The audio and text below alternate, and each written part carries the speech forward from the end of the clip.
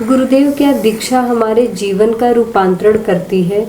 दीक्षा हमारे जीवन को कैसे बदलती है? कृपया इस पर अपने ज्ञान।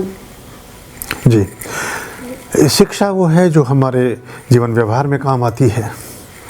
जैसे हम कोई पढ़ाई करते हैं किसी विषय की, आपने मैथ पढ़ा तो आप किसी बैंक में लग गए, बैंक से संबंधित काम कर सकते हैं।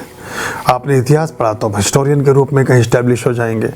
आपने जो है आर्किटेक्चर की पढ़ाई की है तो आप आर्किटेक्ट हो गए। जो भी मतलब जिस भी चीज़ को आप पढ़ते जाते हैं उस तरह से आप होते जाते हैं। शिक्षा के अंग उपांग हैं, बहुत प्रकार की शिक्षा है, 200 प्रकार के विषय हैं आज के समाज में, लेकिन दीक्षा का एक ही प्रकार है और एक ही निर्दिष्ट तत्व है उसका, और उससे ही सारी चीज़ें फिर निकलती हैं।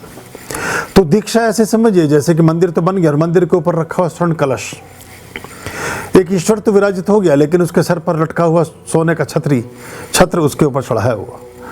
तो आपके अंदर शिक्षा को प्राप्त करने के बाद क्या संस्कारित जीवन का अभ्युदय हुआ कि नहीं? आपने निश्चित शिक्षा को अर्जित किया, लेकिन उसके साथ साथ आप एक संबुद्ध और एक सचेत और सतर्क और होशपूर्वक मनुष्य के रूप में अपने काम को कर पाए कि नहीं? ये एक गहरी बात हो जाती है, एक बड़ी बात हो जाती है। उस दिशा में दीक्षा आपको मदद करती है, आपको आपके मनुष्यत्व का परिचय कराती है और आपके देवत्व का राह दिखाती है। मनुष्यत्व के रूप में आपको प्रतिष्ठापित करती है और देवत्व की यात्रा के बीच के पड़ावों का संज्ञान कराती है।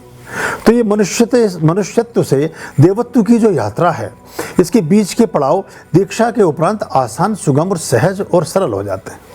तो इसलिए दीक्षा का एक महत्व रखा गया है। लेकिन उसमें ये होता है कि कुछ लोग ऐसे भी हैं जो देखा देखी ऐसे फैशन टाइप में कर लेते हैं, उसके मूल तत्व को नहीं मानते या जानते, तो उनको उसका लाभ भी फिर उतना प्राप्त नहीं होता।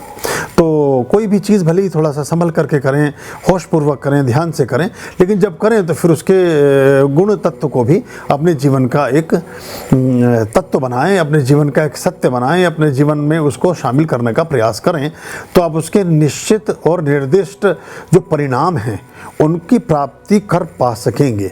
फिर वो उपलब्धियां आपको प्राप्त हो सकेंगी तब जब आप उसको एक गंभीरतापूर्वक ग्रहण करेंगे।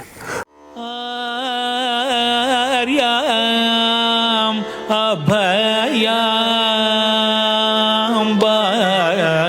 भज रे चित संततम